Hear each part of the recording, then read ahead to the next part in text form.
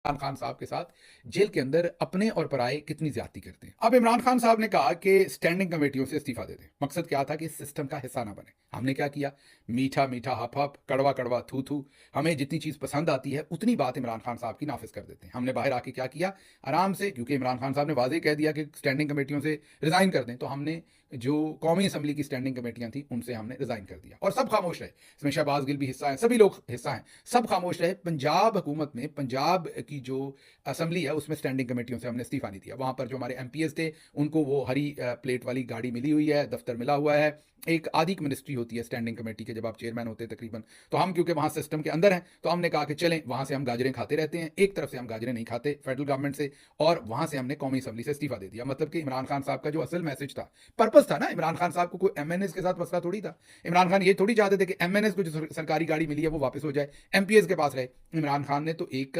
नजरियाती तौर पर कहा कि हमें इस सिस्टम से अलग होना चाहिए और हमें एहतजाज की तरफ जाना चाहिए। हमने क्या किया, कौमी असम्बली से इस्तीफा दे दिया, पंजाब असम्बली से इस्तीफे ना दिए। आज उन्हें दोबारा पैगाम भेजना पड़ा है कि पंजाब असम्बली की स्टैंडिंग कमेटियों से भी इस्तीफे दें, अब जाके हम देंगे। तो इमरान खान जो फैसला करते हैं ना, हम लोग ही, मैं अपनी बात ही कर लेता हूं, हम लोग ही, मतलब लीडरशिप ही रोड़े अटकाती है और इमरान खान को बार बार, क्योंकि इनको एक बात, इमरान खान साहब की एक पर्सनैलिटी है, एक फैसला करते हैं, आप जाके 3 दफा 4 दफा 5 दफा रोना रोएं तो कई दफा वो आपकी बात मान जाते हैं। अब इन्होंने इमरान खान साहब की इस तबीयत को भांप के एक तरीका वारदात ये शुरू कर रखा है हमने कि इमरान खान साहब फैसला करते हैं, उसको डिले करते हैं, इंप्लीमेंटेशन में डिले करते हैं। तब तक डिले होता रहता है जब तक इमरान खान साहब से फैसला तब्दील नहीं करवा लिया जाता। बिल्कुल ऐसे ही याद कीजिए, इमरान खान साहब ने कहा कि अपोजिशन लीडर लगा दीजिए कौमी असम्बली में अचकजई साहब को और सेनेट में अलामा राजा नासिर अब्बास साहब को। हमने इंप्लीमेंट नहीं किया, हमने डिले कर दिया। हमने कहा जब तक फैसला नहीं आ जाता, जो आपको पता है कि शिबली फराज साहब और उमर अयूब साहब का, तब तक ये फैसला नहीं करना। अभी हमने बाहर खुद ही इसको करके इमरान खान साहब को कहा, उन्होंने क्या कहना था जाहिर है, उन्होंने कहना ठीक है।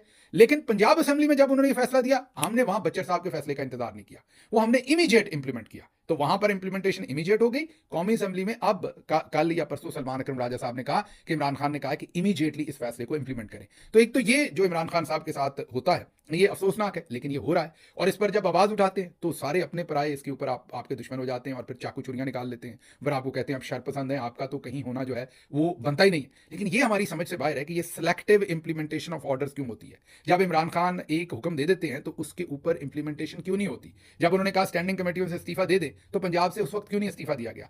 अब उनको क्यों कहना पड़ा महीने के बाद स्पेसिफिकली। इसी तरह से जब कायदे हिज़्ब इख्तिलाफ का उन्होंने फैसला दे दिया तो पंजाब का आपने फौरन इंप्लीमेंट कर दिया, आपने 24 घंटे भी नहीं निकाले। और फेडरल का महीनों से इमरान खान कह रहे हैं बार बार, उसको हम उस तरह से इंप्लीमेंट नहीं कर रहे।